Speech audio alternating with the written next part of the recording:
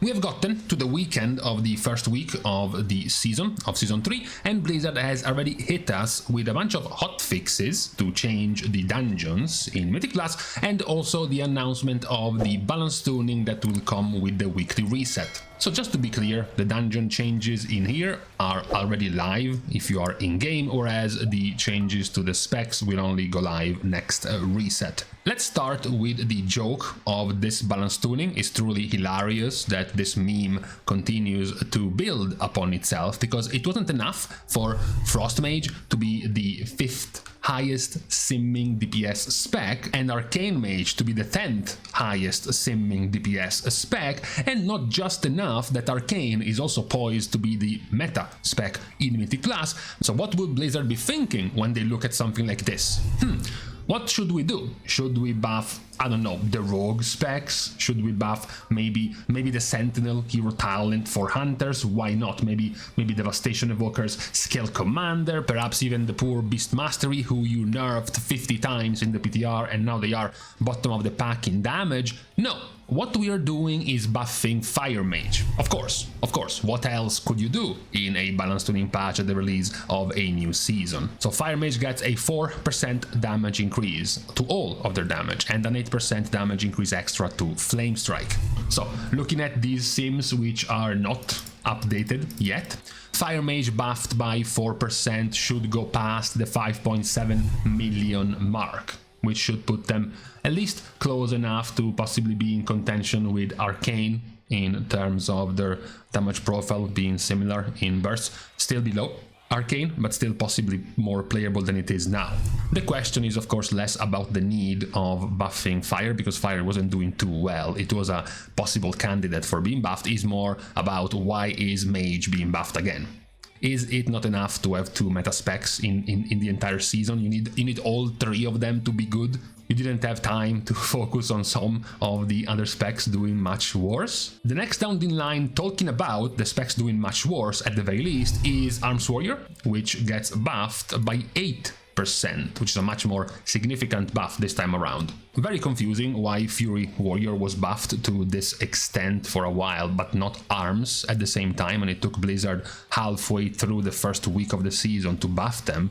This should bring Arms Warrior to the 5.8 million mark. So now they're actually quite good and competent, still just 2+% behind in damage compared to Fury, but they are definitely now in a much more playable state in the raid. Don't ask about Mythic class.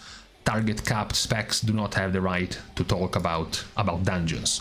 Then we thought that the Fire Mage buff was the meme of this week's balance tuning. We are actually outdoing ourselves with Affliction Warlock being nerfed by 3%.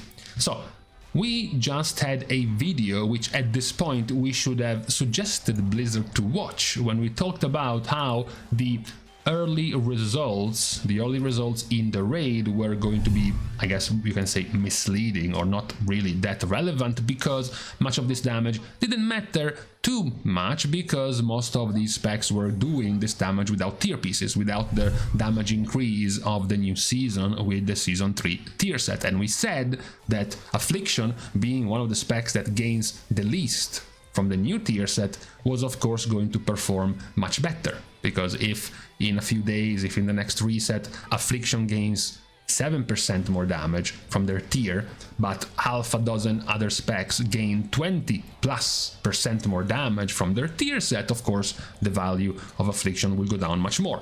Apparently this memo did not hit Blizzard, who still ended up nerfing Affliction by 3%. As you can see from these sims, Affliction, while already doing well, it's still far below both Demo and Destro. So this nerf isn't actually accomplishing anything. You still weren't going to play Affliction Warlock over Demo or Destro, barring the couple of fights with a bunch of spread ads where Affliction could have done better.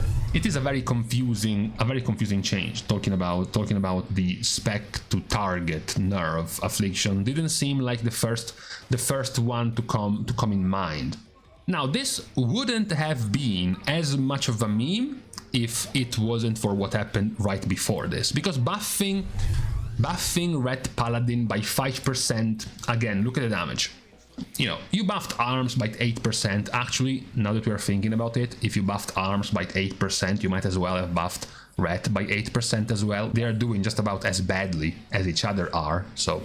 But in terms of, you know, pick a few specs to buff in this balance tuning, Red Paladin would have definitely been in contention for being buffed. However, what turns into a meme was the legendary crash out of Bolas, one of the main mods and theory crafters of the Paladin Discord, the Red Paladin class Discord. And no, don't let you be gaslit in the future. This was not done ironically. This was not a meme. This was not just pretending. This was an actual complaint by Bolas. Essentially, we are doing too little damage. We are shutting down all discussion about our spec because we are not doing enough damage, and even one of our hero talents is basically broken and unplayable. So we are on strike. This was of course followed by hilarity and dogpiling on making fun of Red Paladins who are not exactly doing anything to dispel the notion that all Red players are retardins.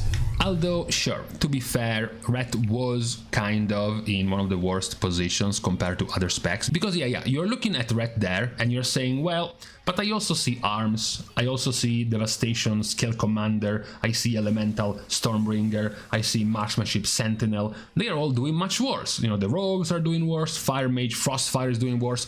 The difference is that all those other specs either have other hero talents they can change into. For example, Elemental Shaman Stormbringer can just turn into Farseer and be the best single target spec in the game. Marksmanship Sentinel can move over to Dark Ranger and do pretty good damage. Devastation Scale Commander can simply move over to Flame Shaper and do very good damage. Ret doesn't have that option. So amongst all of the specs at the bottom, the three straight up worst specs are Enhancement, Ret, and Arms. So Arms was buffed, Enhancement somehow missed any buffs this week, and Ret was left. So yeah, wanting to be buffed given your poor situation right now is warranted. However, this crash out was a bit over the top. That being said, in the end, Ret was still buffed. So they will also go past 5.7 million, basically where Fire Mage got buffed to, and a bit below where Arms got buffed to at 5.8. That's the result of this buff given to Ret. And these were all of the relevant changes in terms of balance tuning. So 3 buffs to the bad performing specs, with the question mark as to why even buff Fire Mage considering the other specs in need, and then the question mark of why would Affliction be the one to be nerfed, very likely influenced by this first week of heroic and normal raid results, which is not very relevant. Talking about the other side of the PvE content being Mythic Plus, we did have changes in the dungeons, and yes, this time, unlike the other video that Blizzard didn't watch about the damage results in heroic not being very relevant, they did watch the video about the state of dungeons of yesterday, and we did get the very quick result of nerfing Tazavesh Streets of Wonder. First, the timer, which we thought wasn't going to be touched because it would have been a bit too big of a change, is being touched because the timer goes from 32 to 34 minutes. So now you have 2 more minutes to make time in the key. Then the Grand Menagerie, all 3 of the rotating bosses that come out have had their HP nerfed by 16%. Very good. The boss wasn't exactly that difficult. It would have become quite annoying at very high keys. The damage of the explosion of the debuffs can be quite nasty, but even at this key level, just the HP of the bosses was making the entire fight a slog to go through. Commander Zofar has gotten its Shock Mines duration reduced to 24 seconds instead of 36, and ability cooldown increased by 100%, so basically he will do the mines half as often as he currently is. And the Lethal Forces damage is now over 3 seconds instead of lasting for 5 seconds the dot. This is very good because we also pointed out the death moments of this key being very, very concentrated around this mini boss, so now he's being nerfed. There's also been a change to Miza's Oasis, so your whole singing crew instrument playing crew, the final warning shield that you have to break through has been reduced by 10%. The brawling patrons throw drink do 50% less damage. However, part of the shield be reduced will be somewhat offset because the healer will also not be able to fully join in doing damage, because now the actual final warning does AoE damage every second. So you will have to actually be healing mostly in that phase rather than helping fully to break the shield as a healer. That's definitely the highlight of the changes to the dungeons, and as we have pointed out, this is a hot fix, meaning it is already live.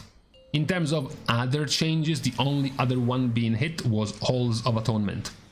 The very big circles you're supposed to spread out of from the mini-boss before the last boss, so Inquisitor Cigar, Display of Power's big red circles now only have a 5-yard radius instead of a 10-yard radius, so it's much easier to spread around.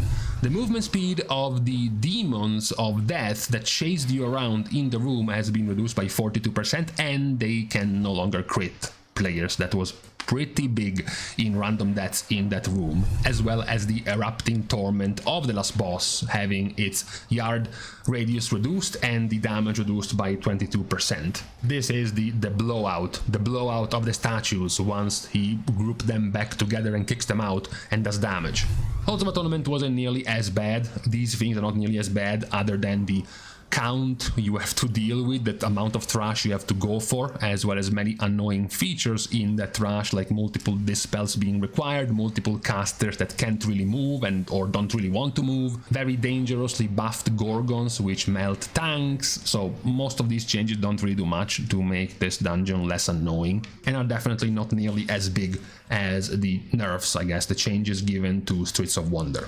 But for now, these were the announced changes for this week, we can say. Both the hot fixes already live for the dungeons and the next week's balance tuning for the specs. So, for today, on this Saturday, in the middle of this weekend, I'm going to leave you to whatever else you were planning on doing for today, and we can now leave each other. We're starting, as usual, the goodbyes by thanking everyone for having watched the video, together with, of course, everyone else who has been supporting completely for free by liking and commenting down below, as well as subscribing to the channel itself. Now, with these things out of the way, thank you guys again for watching. See you guys tomorrow, and in the meantime, just one more day. Just one more day of heat and 35+ degrees, and then, I trust meteorologists, summer should basically end.